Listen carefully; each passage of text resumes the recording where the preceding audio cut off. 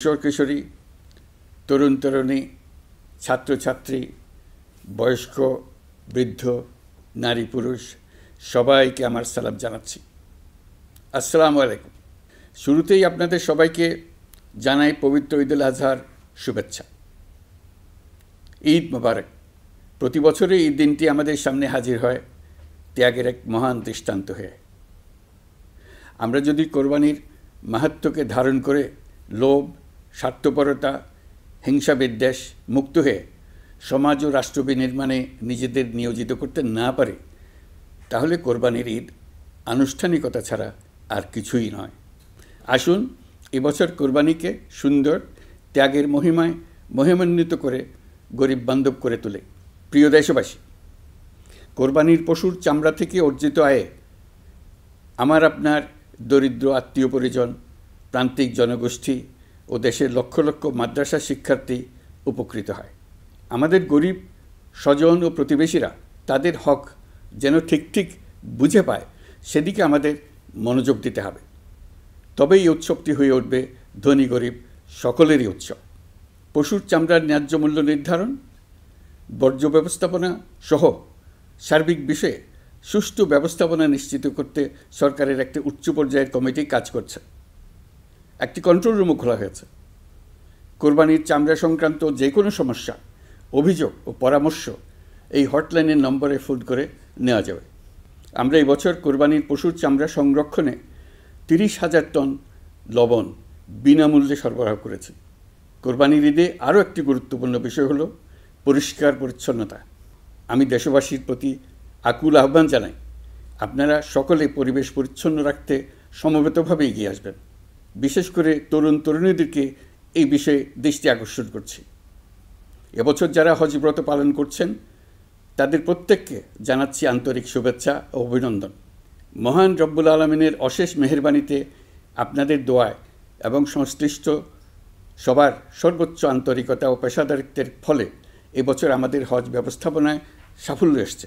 প্রথমবারের মতো সরকারি ব্যবস্থাপনায় লাব্বায়েক অ্যাপের মাধ্যমে হজের সার্বিক ব্যবস্থাপনা ও সেবা নিশ্চিত করা হচ্ছে। এখন পর্যন্ত হজ ব্যবস্থাপনায় কোনো অনিয়মের খবর আসেনি। টাকা দিয়েও হজে যেতে না পারার যন্ত্রণা কাউকে কাঁদতে হয়নি। হজ ক্যাম্প কিংবা বিমানবন্দরে কোনো হাজিকে প্রতিবাদ বিক্ষোভ করতে হয়নি। প্রথমবারের মতো সরকারি টাকায় কাউকে হজে পাঠানো হয়নি। প্রিয় দেশবাসী, ঈদ উল ফিতরের অভিজ্ঞতাকে কাজে লাগিয়ে দীর্ঘমেয়াদে বাজারের জিনিসপত্রের দাম স্থিতিশীল রাখতে আমরা তৎপর হয়েছি। এবার কোরবানির ঈদেও কোনো জিনিসের দাম যাতে আকস্মিকভাবে বেড়ে না যায়, সেদিকে আমরা সর্বোচ্চ নজর দিয়েছি। ফলে এবার আলু, পেঁয়াজ, ডিম, চিনি, শাকসবজি, তরিতরকারি ও মশলাসহ অধিকাংশ পণ্যের দাম গত বছরের তুলনায় কমেছে। আমরা সার্বিক বাজার ব্যবস্থাকে দুর্বৃত্তদের চক্র থেকে বের করে এনে বাজারে একটা প্রতিযোগিতামূলক পরিবেশ তৈরি করতে পেরেছি। জনগণকে ন্যায্য মূল্যে নিত্য প্রয়োজনীয় জিনিস পৌঁছে দিতে সরকারের সব রকমের চেষ্টা অব্যাহত আছে। পাশাপাশি এই কোরবানির ঈদেও দেশবাসী যাতে নির্বিঘ্নে নিজেদের দেশের বাড়িতে যাতায়াত করতে পারেন, সেজন্য সরকার সর্বোচ্চ ব্যবস্থা নিয়েছে। আইনশৃঙ্খলা বাহিনীর সদস্যরা মানুষের জানমালের নিরাপত্তায় সজাগ রয়েছেন। ঈদের ছুটির মধ্যেও বিপুল সংখ্যক কর্মকর্তা কর্মচারী এবং পুলিশ ও সেনাবাহিনীর সদস্যরা অক্লান্ত পরিশ্রম করছেন। আমি তাদের প্রতি আন্তরিক কৃতজ্ঞতা জানাচ্ছি। শুধু ঈদের সময় নয়, আগামী দিনে কখনোই বাস, রেল ও বিমান যাত্রায় কোনো ধরনের অনিয়ম যাতে না হয়, সেজন্য সরকার একটি কেন্দ্রীয় অনলাইন টিকেটিং প্ল্যাটফর্ম করতে যাচ্ছে, যেখানে এই একই প্ল্যাটফর্ম থেকেই যাত্রীরা খুব সহজেই বাস, ট্রেন ও ফ্লাইটের টিকিট ক্রয় করতে পারবেন। একই রকমভাবে সব ধরনের সরকারি সেবা যাতে জনগণের দোরগোড়ায় পৌঁছে যায়, সেজন্য নাগরিক সেবা বাংলাদেশ এই নামে একটি সেন্টার পরিচালিত হচ্ছে। দেশের সর্বত্র শহরে, হাটে বাজারে তরুণ তরুণীদের মাধ্যমে বেসরকারি ব্যবস্থাপনায় সার্ভিস সেন্টার স্থাপনের কাজ শুরু করেছে। এটি ঢাকা শহরে কয়েকটি সেবাকেন্দ্রের মাধ্যমে শুরু হয়েছে। প্রশিক্ষণপ্রাপ্ত স্থানীয় তরুণ উদ্যোক্তারা নাগরিক সেবাকেন্দ্র থেকে সাধারণ নাগরিকদের এনআইডি, পাসপোর্ট, লাইসেন্স, পুলিশের কাছে জিডি করা, কর ফাইলিং করা সহ বিভিন্ন সরকারি ডিজিটাল সেবা দেবেন। এর ফলে দালাল চক্রের খপ্পর থেকে মুক্তি পাওয়া যাবে। নানা রকম হয়রানি ও ভোগান্তি কমবে বলে আমরা আশাবাদী। এই প্রজেক্ট শূন্য বাজেটে আমরা শুরু করেছি। দেশের বিদ্যমান অব্যবহৃত সম্পদ ব্যবহার করেই সামনে এগিয়ে চলা সম্ভব, এটাই আমরা বাস্তবে করে দেখার চেষ্টা করছি। আমাদের চেষ্টা হচ্ছে প্রতিটি মন্ত্রণালয় থেকে যতগুলি সেবা এর আওতায় আনা যায় সবগুলোকে নিয়ে আসা। আমরা চেষ্টা করছি যাতে শিশু জন্মগ্রহণ করা মাত্রই তার জন্মসনদ পেয়ে যায়। ওটাই হবে তার নাগরিক স্বীকৃতি এবং রাষ্ট্র কর্তৃক তার দায়িত্ব গ্রহণের অঙ্গীকার। ওইখান থেকেই যাবতীয় সকল সনদ সে তার নাগরিক অধিকার হিসেবে ক্রমাগতভাবে সম্মানের সঙ্গে পেতে থাকবে। এক অফিস থেকে আরেক অফিসে তার দৌড়াতে হবে না, দালালের পেছনে মাসের পর মাস ঘুরতে হবে না। বিদেশ সফরে গেলে সেখানকার প্রবাসী বাংলাদেশিরা প্রায় আমাদেরকে সরকারি সেবা পেতে নানা রকম দুর্ভোগের কথা জানান। প্রবাসীদের জন্য বিদেশে তাদের নিজ নিজ শহরে আমরা বেসরকারি উদ্যোগে পরিচালিত নাগরিক সেবা কেন্দ্র স্থাপনের উদ্যোগ নিচ্ছি। সেখান থেকে তারা পাসপোর্ট নবায়ন, জাতীয় পরিচয়পত্র ইত্যাদি সংগ্রহ করতে পারবেন। এগুলো কঠিন কাজ, এগুলোকে কঠিন করা হয়েছে, কিন্তু এখন সরকারের অভ্যন্তরে সাহসী ও উদ্যোগী সিনিয়র সচিব এবং ডিজিদের সহযোগিতায় অন্তর্বর্তী সরকারের মেয়াদকালে আমরা এটা সমাপ্ত করতে বদ্ধপরিকর। প্রিয় দেশবাসী, আপনারা জানেন ঐতিহাসিক অভ্যুত্থানের পর এই সরকার যখন দায়িত্ব গ্রহণ করে তখন দেশের অর্থনৈতিক অবস্থা ছিল ভয়াবহ। ভয়ঙ্করভাবে যুদ্ধবিধ্বস্ত দেশের অর্থনীতিও এতটা খারাপ থাকে না যতটা খারাপ করে দিয়েছে 16 বছরের লাগামহীন লুটপাটতন্ত্র। আশার বিষয় হচ্ছে শুধু ব্যাংক নয়, প্রত্যেকটি আর্থিক প্রতিষ্ঠান এখন ঘুরে দাঁড়িয়েছে। জনগণের আমানত এখন নিরাপদ। অর্থনীতির অধিকাংশ সূচক ইতিবাচক ধারায় ফিরে এসছে। আমাদের অর্থনীতির ইতিবাচক ধারা বিদেশি বিনিয়োগকারীদেরকেও আকৃষ্ট করছে। বৈদেশিক মুদ্রার রিজার্ভ শূন্যে নেমে যাওয়ার ভয়ে পতিত সরকার বিদেশি ব্যবসায়ীদের আয় নিজ দেশে নিতে দিচ্ছিল না। আমরা সেটা নিরসন করেছি। বৈদেশিক মুদ্রার রিজার্ভকে ইতিবাচক অবস্থায় নিয়ে আসতে পেরেছি। এই অর্থ বছরে আমরা চেষ্টা করেছি এমন একটি বাজেট দিতে যা সত্যিকার অর্থে জনকল্যাণমুখী হয়। দেশের ইতিহাসে প্রথমবারের মতো একটি বাজেট তার আগের বছরের চেয়ে ছোট হয়েছে। প্রবৃত্তিকেন্দ্রিক ধারণা থেকে সরে এসে আমরা চেষ্টা করেছি সামগ্রিক উন্নয়নের ধারণায় জোর দিতে। এই বাজেট প্রথাগত ভৌত অবকাঠামো তৈরির খতিয়ান নয়। এই বাজেটে প্রাধান্য দেওয়া হয়েছে মানুষকে। নজরদারি বৃদ্ধির ফলে রপ্তানি আয় বেড়েছে। অর্থনীতির দুঃসময়ে আমাদের প্রবাসী ভাই বোনেরা রেমিটেন্স যোদ্ধা হিসেবে এগিয়ে এসছেন, যার ফলে রেমিটেন্স প্রবাহ উল্লেখযোগ্যভাবে বৃদ্ধি পেয়েছে। আমি জাতির পক্ষ থেকে সকল রেমিটেন্স যোদ্ধাকে কৃতজ্ঞতা জানাচ্ছি। স্বৈরাচারী সরকারের পতনের পর অর্থ পাচার রোধে কঠিন পদক্ষেপ নিয়েছে অন্তর্বর্তী সরকার। এছাড়া পুরনো আমদানির দায় পরিশোধ হওয়ায় বৈদেশিক মুদ্রার রিজার্ভের উপরও চাপও কমেছে। রাজস্ব আদায় বাড়ানোর জন্যে পূর্ব ঘোষণা অনুযায়ী জাতীয় রাজস্ব বোর্ড NBR ভেঙে অর্থ মন্ত্রণালয়ের অধীনে রাজস্ব নীতি বিভাগ এবং রাজস্ব ব্যবস্থাপনা বিভাগ নামে দুটি স্বতন্ত্র বিভাগ প্রতিষ্ঠা করা হয়েছে। এটি একটি বড় কাঠামোগত সংস্কার। এই সিদ্ধান্তের ফলে বিশাল আকারের দুর্নীতি কমবে, রাজস্ব ব্যবস্থার দক্ষতা বাড়বে, স্বার্থের দ্বন্দ্ব কমবে এবং রাজস্ব আহরণের আওতা সম্প্রসারিত হবে। অর্থনীতি সহ বিগত মাসগুলোতে সরকারের প্রত্যেকটি মন্ত্রণালয় ছোট বড় বহু সংস্কারের উদ্যোগ নিয়েছে। মোট 54টি মন্ত্রণালয়ে 1000-এরও উপরে সংস্কার ও উন্নয়ন সংক্রান্ত পদক্ষেপ নেওয়া হয়েছে। এর পাশাপাশি আমরা যে সংস্কার কমিশন করেছিলাম তাদের সুপারিশের মধ্য থেকে আশু করণীয় সুপারিশগুলো দ্রুত বাস্তবায়নের জন্য মন্ত্রণালয়গুলো কাজ করে যাচ্ছে। মে মাস পর্যন্ত বিভিন্ন সংস্কার কমিশন থেকে প্রাপ্ত সুপারিশের ভিত্তিতে 54টি মন্ত্রণালয়ে 129টি সুপারিশ বাস্তবায়ন করা হয়েছে। এই সকল সংস্কার কাজের মধ্যে কয়েকটি চুম্বক অংশ আজ আপনাদের সামনে তুলে ধরতে চাই। আইন ও বিচার বিভাগ মোট 33টি গুরুত্বপূর্ণ সুপারিশ ইতিমধ্যে বাস্তবায়ন করেছে। এর মধ্যে উল্লেখযোগ্য হল ইন্টারন্যাশনাল ক্রাইমস ট্রাইব্যুনাল অ্যাক্ট 1973 সংশোধন ও পুনর্গঠন করে আইনটি আন্তর্জাতিক মানের সাথে সামঞ্জস্যপূর্ণ করা। বিচার বিভাগীয় সংস্কার কমিশনের প্রস্তাব অনুযায়ী সুপ্রিম কোর্ট বিচারক নিয়োগ অধ্যাদেশ 2025 প্রণয়ন ও জারি করা হয়েছে। এর অধীনে প্রথমবারের মতো বাংলাদেশের ইতিহাসে গণবিজ্ঞপ্তির মাধ্যমে সুপ্রিম কোর্টে বিচারক নিয়োগের সুযোগ তৈরি হয়েছে। দেওয়ানি কার্যবিধির সংশোধন করা হয়েছে, যার ফলে এখন বাদীকে আর দিনের পর দিন সশরীরে আদালতে যেতে হবে না। একটি দেওয়ানি মামলা নিষ্পত্তি হতে আগে যত সময় লাগত, এই সংশোধনীর ফলে সময়সীমা অর্ধেকে কমিয়ে আনা সম্ভব হবে বলে আমরা মনে করছি। দেশের 1000-এর বেশি অবকাঠামো এবং প্রতিষ্ঠানের নাম পলাতক প্রধানমন্ত্রীর বাবা, মা, ভাই, বোন, আত্মীয় স্বজনের নামে প্রতিষ্ঠিত করা হয়েছিল। তার মধ্যে ছিল সেনানিবাস, বিমানঘাঁটি, নৌবাহিনীর জাহাজ, মেগা সেতু, সড়ক, স্থাপনা, স্কুল, কলেজ, বিশ্ববিদ্যালয়, হাসপাতাল, গবেষণা কেন্দ্র, আরও বহু কিছু। এগুলোর সব নাম পরিবর্তন করা হয়েছে। নারী ও শিশু নির্যাতন দমন আইন সংশোধন করা হয়েছে। প্রবাসী ভাই বোনদের অনেক দিনের দাবির পরিপ্রেক্ষিতে পাওয়ার অফ অ্যাটর্নি বিধিমালা সংশোধন করা হয়েছে। এখন পুরনো পাসপোর্টে নো ভিসা রিকোয়ার্ড স্টিকার থাকলে কিংবা জন্মসনদ থাকলে বিদেশ থেকে পাওয়ার অফ অ্যাটর্নি সম্পাদন করতে পারবে। আগামী 2 মাসের মধ্যে আইনগত সহায়তা কার্যক্রম ব্যাপকভাবে বিস্তার করা হবে। বছরে এখন গড়ে 35,000 মামলা নিষ্পত্তি হয়। আমাদের লক্ষ্য এটিকে 2 লক্ষ মামলায় উন্নতি করা। মামলা দায়েরের 48 ঘন্টার মধ্যেই যাদের বিরুদ্ধে মামলার কোনো ভিত্তি নেই তাদের বাদ দেওয়ার ব্যবস্থা করা হচ্ছে। আমরা সর্বোচ্চ চেষ্টা করেছি দেশের মানুষকে লুটপাটতন্ত্র থেকে বের করে আনতে।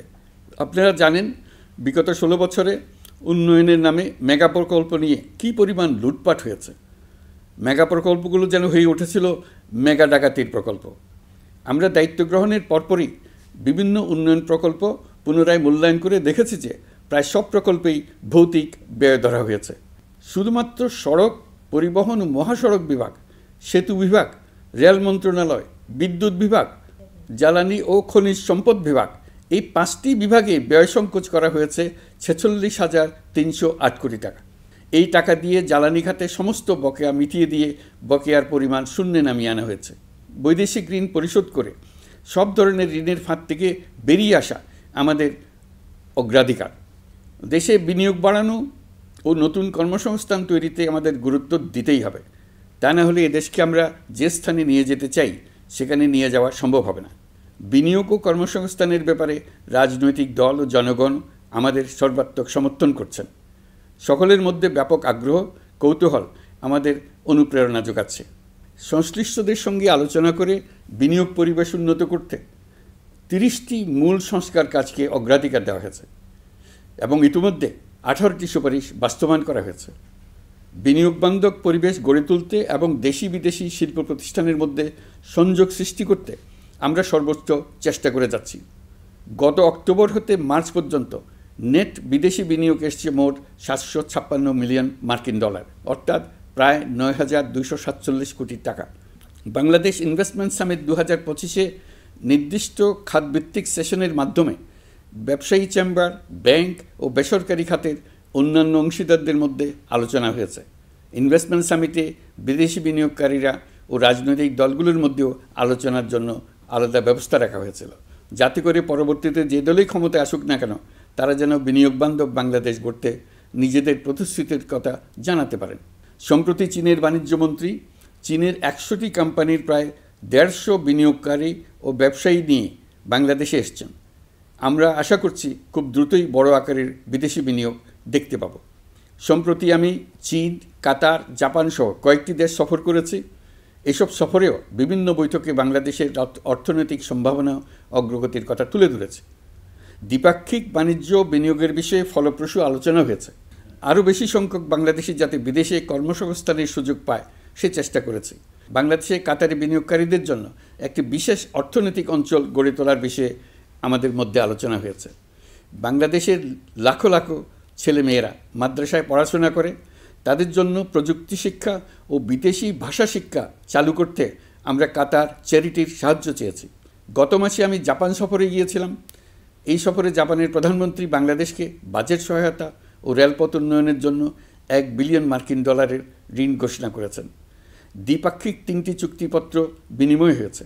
এই সফরে দুই দেশের মধ্যে অর্থনৈতিক বিনিয়োগ ও অন্যান্য সহযোগিতার ক্ষেত্রে 6টি সমঝোতা স্মারক অর্থাৎ MOU স্বাক্ষর হয়েছে। বাংলাদেশের কর্মশক্তির দক্ষতা বৃদ্ধি এবং জাপানে তাদের কর্মসংস্থান সহজতর করার লক্ষ্যে জাপানের সঙ্গে আমরা 2টি সমঝোতা স্মারকে স্বাক্ষর করেছি। জাপানের শ্রমিক সংকট রয়েছে।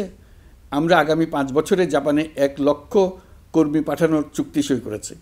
এর চাইতে আরও বেশি শ্রমিক ক্রমাগতভাবে পাঠানোর আয়োজন করে এসেছি।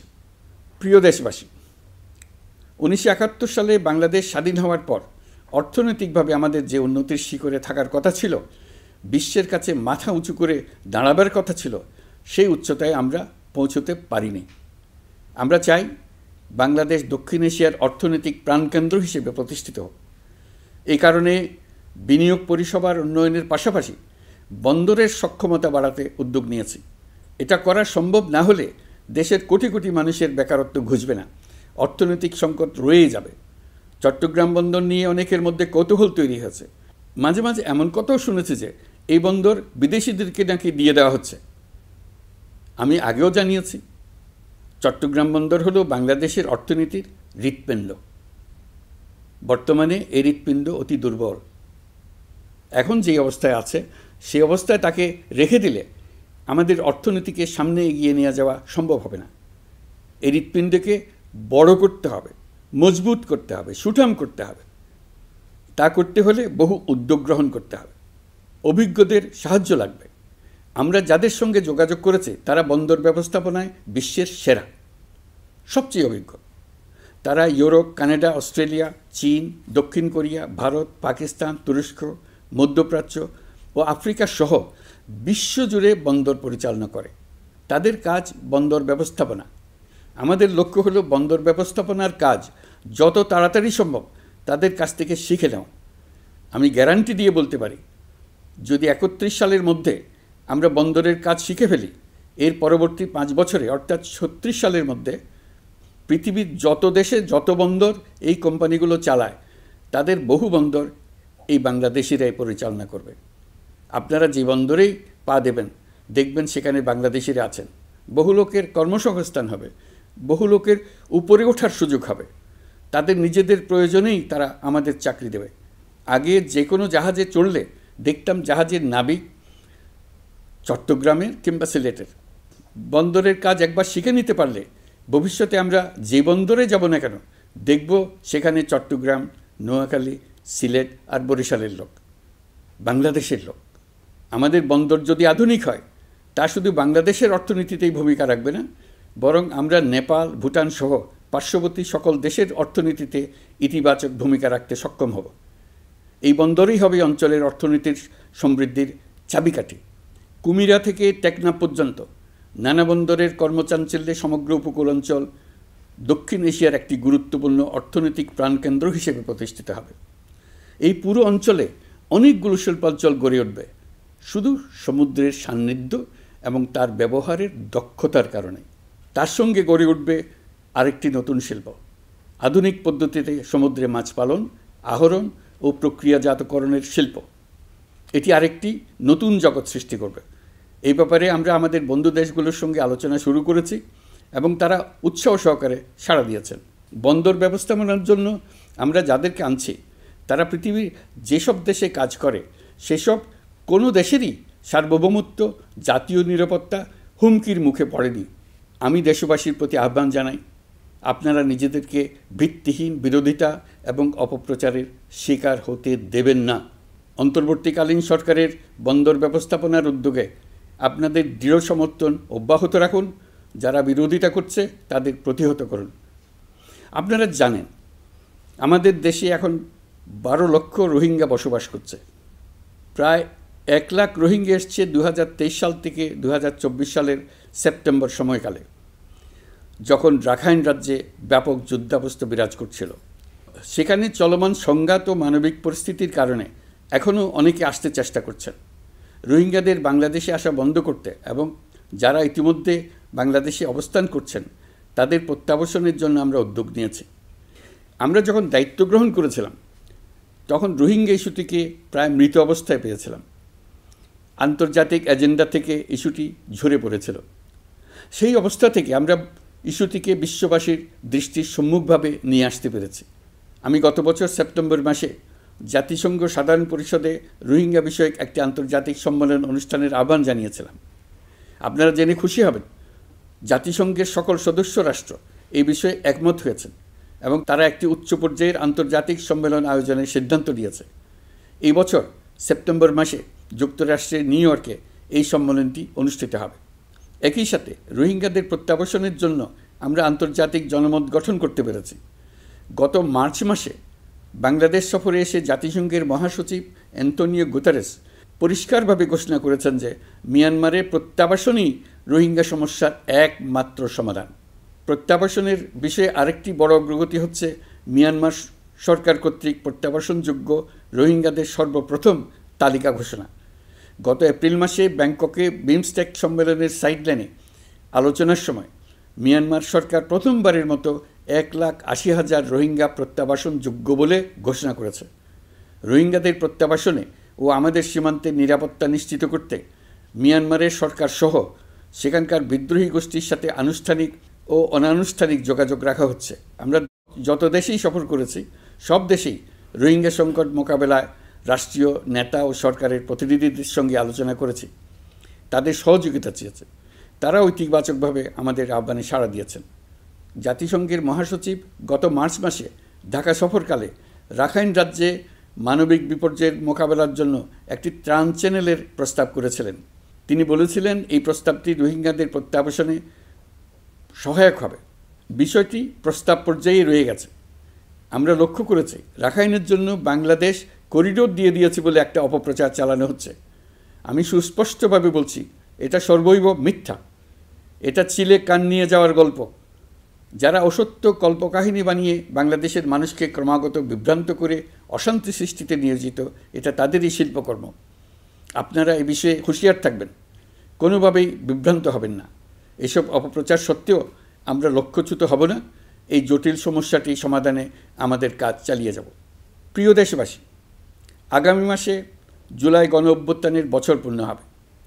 যাদের আত্মত্যাগের কারণে এই অভ্যুত্থান সম্ভব হলো, আমরা তাদেরকে এবং তাদের পরিবারকে প্রতি মুহূর্তে আমাদের দৃষ্টিতে রেখেছি। তাদের জন্য নানা কর্মসূচি আমরা বাস্তবায়ন করে চলেছি। এখন পর্যন্ত 834টি শহীদ পরিবারের মধ্যে 630টি শহীদ পরিবারকে 10 লক্ষ টাকা করে 63 কোটি টাকার সঞ্চয়পত্রের জন্য ব্যাংক চেক দেওয়া হয়েছে। অবশিষ্ট যারা আছেন তাদের ওয়ারিশ নির্ধারণ সংক্রান্ত বিষয়গুলি নিষ্পত্তি সাপেক্ষে সঞ্চয়পত্র দেওয়া হবে। এর পাশাপাশি গণ অভ্যুত্থানে আহত প্রায় 12,500 জনকে 106 কোটি টাকা দেওয়া হয়েছে। গণ অভ্যুত্থানে আহতদের মধ্যে সরকারি বেসরকারি বিভিন্ন হাসপাতালে এই পর্যন্ত 15,393 জন চিকিৎসা গ্রহণ করেছেন। স্বাস্থ্যসেবা বিভাগের মাধ্যমে 40 জন আর মুক্তিযুদ্ধ বিষয়ক মন্ত্রণালয়ের মাধ্যমে 11 জনকে উন্নত চিকিৎসার জন্য সিঙ্গাপুর, থাইল্যান্ড ও রাশিয়া পাঠানো হয়েছে। তাদের চিকিৎসা বাবদ এই পর্যন্ত সরকার 61 কোটি টাকা ব্যয় করেছে এবং এই ব্যয় অব্যাহত আছে। আরও 28 জন জুলাই যোদ্ধাকে উন্নত চিকিৎসার জন্য সিঙ্গাপুর, থাইল্যান্ড ও তুরস্কে পাঠানোর প্রক্রিয়া চলছে। এখন পর্যন্ত বিভিন্ন হাসপাতালে চিকিৎসাধীনদের যুক্তরাজ্য, যুক্তরাষ্ট্র, ফ্রান্স, সিঙ্গাপুর, থাইল্যান্ড, চীন, মালয়েশিয়া ও নেপাল থেকে 26 জন বিশেষজ্ঞ চিকিৎসক এসে বিনামূল্যে চিকিৎসা দিয়েছেন। এই চিকিৎসকবৃন্দ শুধু যাতায়াত খরচ গ্রহণ করেছেন, এর বেশি কিছু তারা গ্রহণ করতে চান নাই। আমরা তাদের প্রতি কৃতজ্ঞ। এই পর্যন্ত শহীদ পরিবারগুলোকে সঞ্চয়পত্র প্রদান, আহত ব্যক্তিদের চিকিৎসা ও চেক প্রদান বাবদ সরকার মোট 285 কোটি টাকা ব্যয় করেছে। প্রিয় দেশবাসী, আমি শুরু থেকেই বলেছি পতিত স্বৈরাচার বাংলাদেশকে যেভাবে ধ্বংসস্তূপ বানিয়েছে, সেখান থেকে নতুন করে যাত্রা শুরু করতে হলে ন্যূনতম 3টি আবশ্যিক কাজ সম্পন্ন করতে হবে। প্রথমত, বিচার ও জবাবদিহিতা প্রতিষ্ঠার উদ্যোগ দৃশ্যমান করে তোলা। দ্বিতীয়ত, রাষ্ট্রের গণতান্ত্রিক পুনর্গঠন ও প্রাতিষ্ঠানিক কাঠামোর সংস্কার সাধনে প্রয়োজনীয় ঐক্যমত ও পথনকশা তৈরি করা। তৃতীয়ত, একটি অবাধ, সুষ্ঠু ও শান্তিপূর্ণ নির্বাচন আয়োজন করে ক্ষমতা হস্তান্তরের গণতান্ত্রিক প্রক্রিয়া সম্পন্ন করা। এই লক্ষ্যে ধ্বংসপ্রাপ্ত নির্বাচন ব্যবস্থাকে স্থায়ীভাবে সংস্কার করা। এই 3টি ম্যান্ডেট হচ্ছে দেশবাসীর সাথে আমাদের চুক্তি।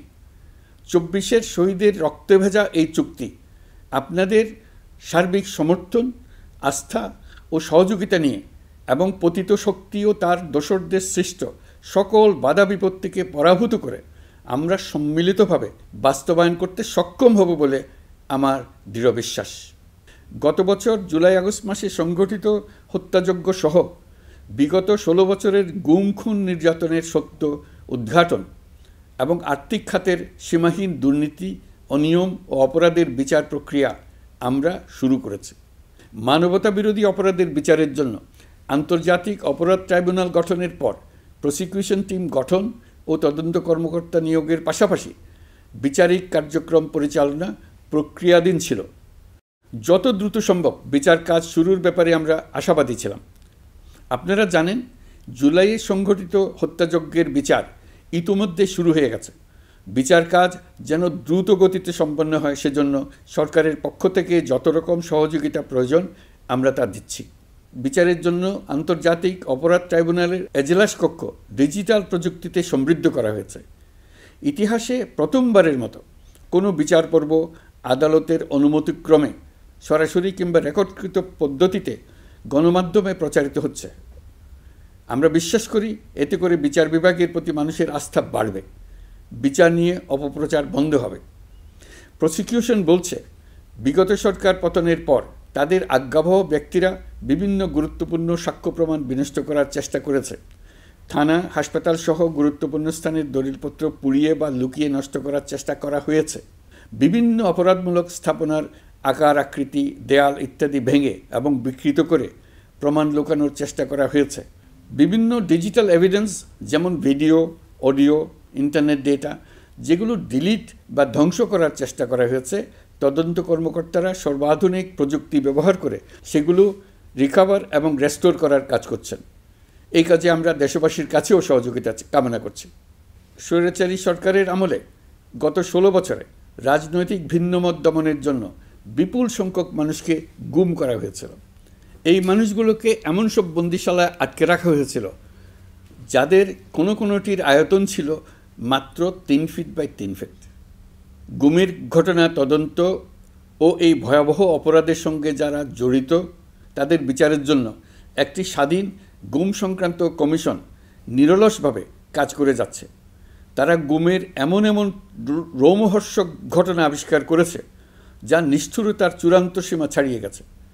মানুষকে পেট কেটে সিমেন্টের বস্তা ঢুকিয়ে নদীতে ডুবিয়ে দেওয়া হতো, ইঞ্জেকশন দিয়ে অজ্ঞান করে জ্বলন্ত ইটভাটায় নিক্ষেপ করা হতো, ট্রেন ও গাড়ির নিচে ছুঁড়ে ফেলা হতো। কমিশন এখন পর্যন্ত 2টি অন্তর্বর্তীকালীন প্রতিবেদন জমা দিয়েছে। তারা এখনও প্রতিনিয়ত নতুন অভিযোগ পাচ্ছে। ইতিমধ্যে গুমের তদন্ত কার্যক্রমের জন্য ঢাকা শহরের 3টি, চাঁপাইনবাবগঞ্জ ও বগুড়া জেলায় 3টি গুমের কেন্দ্র পরিদর্শন ও সাক্ষ্য গ্রহণ করা হয়েছে। তদন্ত কাজে মানুষের সম্পৃক্ততা বাড়াতে বিশ্ববিদ্যালয়, মাদ্রাসা পর্যায়ে গণশুনানি গ্রহণ করা হয়েছে। মোট 8 শতাধিক শিক্ষার্থী, শিক্ষক, সাধারণ মানুষ গণশুনানিতে অংশ নিয়েছেন। গুম সংক্রান্ত বেশ কিছু অভিযোগ ইতিমধ্যে আন্তর্জাতিক অপরাধ ট্রাইব্যুনালের তদন্ত সংস্থার কাছে জমা হয়েছে। এছাড়াও এই সংক্রান্ত একটা আইন প্রণয়নের কাজ প্রায় শেষ পর্যায়ে আছে। অল্প কিছুদিনের মধ্যেই এটি চূড়ান্ত হবে বলে আশা করছি। গত 16 বছর ধরে এদেশের প্রতিটি স্তরে অপরাধ, অনিয়ম, দুর্নীতির ভাইরাস ছড়িয়ে পড়েছিল। এই রোগাক্রান্ত রাষ্ট্র ব্যবস্থাকে রোগমুক্ত করে জনগণের কল্যাণমুখী করতে হলে আমাদের রাজনৈতিক দলগুলোর সক্রিয় অংশগ্রহণ জরুরি। আমরা দায়িত্ব নেবার পর থেকেই রাজনৈতিক দলগুলোর সাথে নিয়মিত যোগাযোগ রেখেছি। বিভিন্ন ইস্যুতে রাজনৈতিক নেতাদের সঙ্গে আলাদা এবং একত্রিতভাবে বৈঠক করেছি। সর্বশেষ গত মাসের শেষ সপ্তাহেও বিভিন্ন রাজনৈতিক দলের নেতৃবৃন্দের সঙ্গে আমি বৈঠক করেছি এবং চলতি সপ্তাহে জাতীয় ঐক্যমত কমিশনের 2য় পর্বের আলোচনা শুরু করেছি। সরকার পরিচালনায় তারা তাদের গুরুত্বপূর্ণ মতামত তুলে ধরেছেন। রাজনৈতিক দলগুলো শুরু থেকে আমাদের সাথে সহযোগিতা করে আসছেন এবং সবসময় তারা সহযোগিতা অব্যাহত রাখার প্রতিশ্রুতি দিয়েছেন। প্রিয় দেশবাসী, আপনাদের নিশ্চয় মনে আছে জুলাই গণঅভ্যুত্থানে নেতৃত্ব অংশ নেওয়া শিক্ষার্থীরা একটি জুলাই ঘোষণাপত্র দেওয়ার কথা জানিয়েছিল। তারা আমাকেও সেখানে আমন্ত্রণ জানায়। আমি বলেছিলাম দেশের সকল রাজনৈতিক ব্যক্তিবর্গ, নাগরিক সমাজের প্রতিনিধি সহ অন্যদের সঙ্গে নিয়ে সকলে মিলে এই ঘোষণাপত্র দেওয়া ভালো হবে। এর পাশাপাশি আগামী জুলাই মাসেই সকল রাজনৈতিক দলের ঐকমত্যের ভিত্তিতে একটি জুলাই সনদ প্রস্তুত করে আমরা জাতির সামনে উপস্থাপন করতে পারব বলে আশা করছি।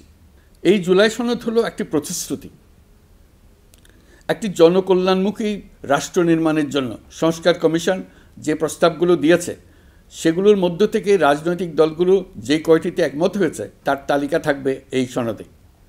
জুলাই সনদে স্বাক্ষর করে তারা জাতির কাছে সেগুলো বাস্তবায়নের অঙ্গীকার করবে। জুলাই সনদ অনুযায়ী আশু করণীয় সংস্কার কাজগুলো আমরা বাস্তবায়ন করতে প্রতিজ্ঞাবদ্ধ। বাকি অংশের বেশ কিছু কাজও আমরা শুরু করে যেতে চাই। আশা করি অবশিষ্ট অংশ পরবর্তীতে নির্বাচিত সরকারের মাধ্যমে বাস্তবায়ন অব্যাহত থাকবে। প্রাতিষ্ঠানিক সংস্কারের দৃঢ় প্রতিশ্রুতি বাস্তবায়নে আমাদেরকে দৃঢ়ভাবে এবং ঐক্যবদ্ধভাবে এগিয়ে যেতে হবে। এর কোনো বিকল্প নেই। এর বাস্তবায়নের মাধ্যমে পুরো বিশ্বের কাছে দেশের নতুন ঐক্যবদ্ধ ভাবমূর্তি তুলে ধরা যাবে। বিশ্বব্যাপী সবার কাছে জাতি হিসেবে বাংলাদেশের শক্তি সম্পর্কে স্পষ্ট ধারণা তৈরি হবে। ঐকমত্য কমিশন গঠন করা আমাদের একটি দুঃসাহসিক উদ্যোগ ছিল। অন্য কোনো দেশে এমন কোনো নজির নেই। এর মাধ্যমে আমরা জাতি হিসেবে রাজনৈতিক গভীরতার সন্ধান পেয়েছি। রাজনৈতিক ঐক্যে পৌঁছার জন্য ঐকমত্য কমিশনের সঙ্গে সকল দলের দলগত প্রস্তুতি, ঘণ্টার পর ঘণ্টা কমিশনের সঙ্গে ঐকান্তিক আলোচনা, জাতীয় লাইভ টেলিভিশনের সামনে সকল দলের ঐকমত্যে পৌঁছার একান্ত প্রয়াস আমাদের রাজনৈতিক ইতিহাসে স্মরণীয় হয়ে থাকবে। এই কমিশনের চেয়ারম্যান হিসেবে আমি সকল রাজনৈতিক দলের কাছে তাদের সীমাহীন ধৈর্য এবং কমিশনের প্রতি তাদের সহযোগিতা এবং সৌজন্য প্রকাশের জন্য জাতির পক্ষ থেকে ধন্যবাদ জানাচ্ছি। আশা করি আমাদের অসমাপ্ত কাজ সমাপ্ত করে শিগগিরই পূর্ণাঙ্গ জুলাই সনদ তৈরি করে জাতির জন্য একটা নতুন পথ নির্দেশনা রেখে যেতে পারব। এই কমিশনের অভিজ্ঞতার মাধ্যমে দেশের যে নতুন রাজনৈতিক সংস্কৃতি গড়ে ওঠার সম্ভাবনা দেখা দিয়েছে, আগামী নির্বাচনের মাধ্যমে যদি সেটা বিকাশমানভাবে স্থায়ী রূপ দিতে পারে তাহলে আমরা ভবিষ্যতের সকল রাজনৈতিক সংকট মোকাবেলা করতে সক্ষম হব।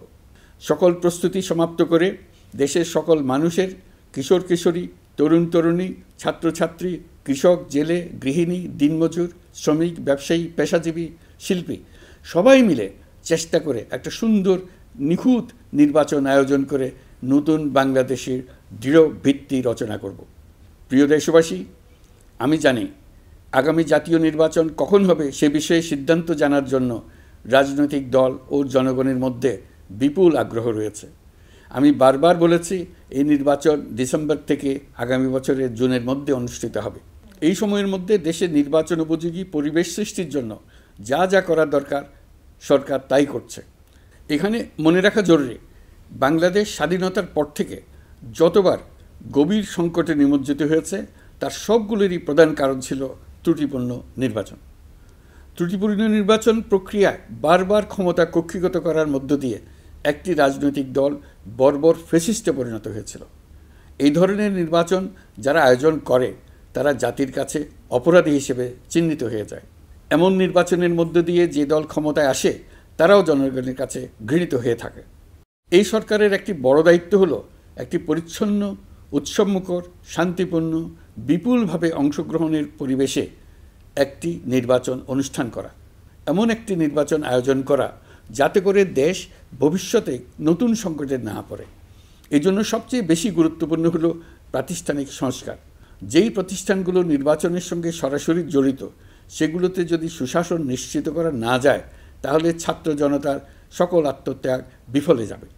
সংস্কার, বিচার, নির্বাচন এই তিনটি ম্যান্ডেটের ভিত্তিতে আমরা দায়িত্ব গ্রহণ করেছিলাম। সেই বিবেচনায় আগামী রোজার ঈদের মধ্যে সংস্কার ও বিচারের বিষয়ে আমরা একটি গ্রহণযোগ্য জায়গায় পৌঁছতে পারব বলে বিশ্বাস করি। বিশেষ করে মানবতা বিরোধী অপরাধের বিচার, যা কিনা জুলাই গণ অভ্যুত্থানের শহীদদের প্রতি আমাদের সম্মিলিত দায়, সেই বিষয়ে আমরা দৃশ্যমান অগ্রগতি দেখতে পারব। এতে আমাদের উপর আপনাদের অর্পিত ম্যান্ডেট ন্যূনতম হলেও বাস্তবায়ন করে যেতে পারব। সেই বিবেচনায় ও ইতিহাসে সবচেয়ে অবাধ, সুষ্ঠু, প্রতিদ্বন্দ্বিতামূলক ও গ্রহণযোগ্য নির্বাচন আয়োজনের জন্য সকল পক্ষের সঙ্গে আমরা আলোচনা করেছি। পাশাপাশি বিচার, সংস্কার ও নির্বাচন সংক্রান্ত চলমান সংস্কার কার্যক্রম পর্যালোচনা করে আমি আজ দেশবাসীর কাছে ঘোষণা করছি যে আগামী জাতীয় নির্বাচন 2026 সালের এপ্রিলের প্রথমার্ধের যে কোনো একটি দিনে অনুষ্ঠিত হবে। এই ঘোষণার ভিত্তিতে নির্বাচন কমিশন উপযুক্ত সময়ে আপনাদের কাছে নির্বাচনের বিস্তারিত রোডম্যাপ প্রদান করবে। আমরা এমন নির্বাচন চাই যা দেখে অভ্যুত্থানের শহীদদের আত্মা তৃপ্তি পাবে, তাদের আত্মা শান্তি পাবে। আমরা চাই আগামী নির্বাচনে সবচেয়ে বেশি ভোটার, সবচেয়ে বেশি প্রার্থী ও দল অংশ নেক। এটা সবচেয়ে অবাধ, সুষ্ঠু ও নিরপেক্ষ নির্বাচন হিসেবে জাতির কাছে স্মরণীয় হয়ে থাকুক। দেড় যুগ পরে দেশে সত্যিকারের একটি জনপ্রতিনিধিত্বশীল সংসদ গঠিত হবে। বিপুল তরুণ গোষ্ঠী এবার জীবনে প্রথম ভোট দেওয়ার সুযোগ পাবে। এসব লক্ষ্যে প্রয়োজনীয় সকল পদক্ষেপ নেওয়ার জন্য আমরা জাতির কাছে অঙ্গীকারবদ্ধ। আমি দেশবাসীর প্রতি আহ্বান জানাই, আপনারা সকল রাজনৈতিক দল এবং আপনাদের এলাকার প্রার্থীদের কাছ থেকে সুনির্দিষ্ট অঙ্গীকার আদায় করে নেবেন, যেন আগামী সংসদের প্রথম অধিবেশনেই যেসব সংস্কারের প্রশ্নে ঐকমত্য অর্জিত হয়েছে তা কোনো প্রকার কাটাছেঁড়া ছাড়াই যেন তারা অনুমোদন করেন। আপনারা ওয়াদা আদায় করে নেবেন যে তারা বাংলাদেশের স্বাধীনতা, সার্বভৌমত্ব, আঞ্চলিক অখণ্ডতা এবং জাতীয় মর্যাদার প্রশ্নে কখনো কোনো প্রকার আপোষ করবেন না এবং দেশের বাইরের কোনো শক্তির কাছে দেশের স্বার্থ বিকিয়ে দেবেন না। আপনারা তাদের কাছে সুনির্দিষ্ট প্রতিশ্রুতি আদায় করে নেবেন এই মর্মে যে তারা কখনোই কোনো অবস্থাতেই আপনাদের গণতান্ত্রিক অধিকার ও মানবিক মর্যাদার ক্ষুণ্ণ করবেন না। আপনারা তাদের কাছে অঙ্গীকার আদায় করে নেবেন যে তারা সম্পূর্ণ সততা ও স্বচ্ছতার সাথে দেশ পরিচালনা করবেন এবং সকল প্রকার দুর্নীতি, দলীয়করণ, টেন্ডারবাজি, সিন্ডিকেটবাজি, চাঁদাবাজি, সন্ত্রাসী কর্মকাণ্ড ইত্যাদি গণবিরোধী কাজ থেকে নিজেদেরকে সম্পূর্ণভাবে মুক্ত রাখবেন। আমি আপনাদের আবারও স্মরণ করিয়ে দিতে চাই যে এবারের নির্বাচন শুধু শান্তিপূর্ণ নির্বাচন করার বিষয় নয়, এটা ছাত্র জনতার অভ্যুত্থানের আকাঙ্ক্ষা নতুন বাংলাদেশ গড়ার নির্বাচন। এই নির্বাচনে পরিচিত দলগুলিই থাকবে, তাদের পরিচিত মার্কাগুলিই থাকবে, কিন্তু ভোটারকে বের করে আনতে হবে যে এই মার্কার পেছনে আপনার কাছে ভোট প্রার্থীরা কে কতটুকু নতুন বাংলাদেশ গড়ার জন্য প্রস্তুত, কে কতটা প্রতিজ্ঞাবদ্ধ। আমরা যারা এই নির্বাচনে ভোটার হব তারা অত্যন্ত সৌভাগ্যবান এবং সৌভাগ্যবতী। আমরা একটা অনন্য ঐতিহাসিক ভূমিকা পালনের সুযোগ ও দায়িত্ব পাচ্ছি। আমরা জাতির নতুন যাত্রাপথ তৈরি করে দেওয়ার দায়িত্ব পাচ্ছি। আমরা নতুন রাজনৈতিক সংস্কৃতি সৃষ্টির মহান সুযোগটা পাচ্ছি। আমাদের সুচিন্তিত ভোটের মাধ্যমেই নতুন বাংলাদেশ নির্মিত হবে। শহীদদের রক্তদান সার্থক হবে। আশা করি বিষয়টা নিয়ে চিন্তাভাবনা করেই সবাই ভোট কেন্দ্রে যাব এবং দৃঢ়প্রত্যয়ে ভোট দেব। এখন থেকে ভাবনা চিন্তা শুরু করুন, আলোচনা শুরু করুন। এখন থেকে আপনাদের ভোটের গুরুত্বটা বুঝে নিন। আপনার এবারের ভোটের গুরুত্ব ঐতিহাসিক মানদণ্ডে দেখা হবে। প্রিয় দেশবাসী, আমাদের সবসময় মনে রাখতে হবে পতিত ফ্যাসিবাদ ও তার দেশি বিদেশি দোসররা নতুন বাংলাদেশ গড়ার সম্মিলিত প্রচেষ্টাকে পদে পদে বাধাগ্রস্ত করার চেষ্টা চালিয়ে যাচ্ছে। তারা নানামুখী অপপ্রচারে লিপ্ত। তারা সবসময় চাইবে জুলাই অভ্যুত্থানের মাধ্যমে তৈরি হওয়া জাতীয় ঐক্যের শক্তিকে পরাভূত করতে, গণতান্ত্রিক আকাঙ্ক্ষা বাস্তবায়নের প্রচেষ্টাকে লাইনচ্যুত করতে এবং বাংলাদেশকে পুনরায় করায়ত্ত করতে। আমি আগেও বলেছি, আজ আবারও বলছি, আমরা একটা যুদ্ধ অবস্থায় আছি। এখন আমাদের একতাবদ্ধ থাকতে হবে যে কোনো মূল্যে। পরাজিত শক্তি এবং তাদের সহযোগীরা ওত পেতে বসে আছে আমাদের ছোবল মারার জন্য, আমাদের অগ্রযাত্রাকে রুখে দেওয়ার জন্য। আমরা তাদের কিছুতেই এই সুযোগ দেব না। আসুন আমরা আমাদের সম্মিলিত প্রচেষ্টায় প্রিয় মাতৃভূমির স্বাধীনতা, সার্বভৌমত্ব, আঞ্চলিক অখণ্ডতা ও জাতীয় মর্যাদার বিরুদ্ধে যে কোনো আঘাত প্রতিহত করার উদ্দেশ্যে প্রতিরোধের ঐক্যবদ্ধ সুদৃঢ় প্রাচীর গড়ে তুলি। প্রিয় দেশবাসী, সবাইকে আবার ঈদের শুভেচ্ছা ও সালাম জানাচ্ছি। মহান আল্লাহ আমাদের সহায় হন। আল্লাহ হাফেজ।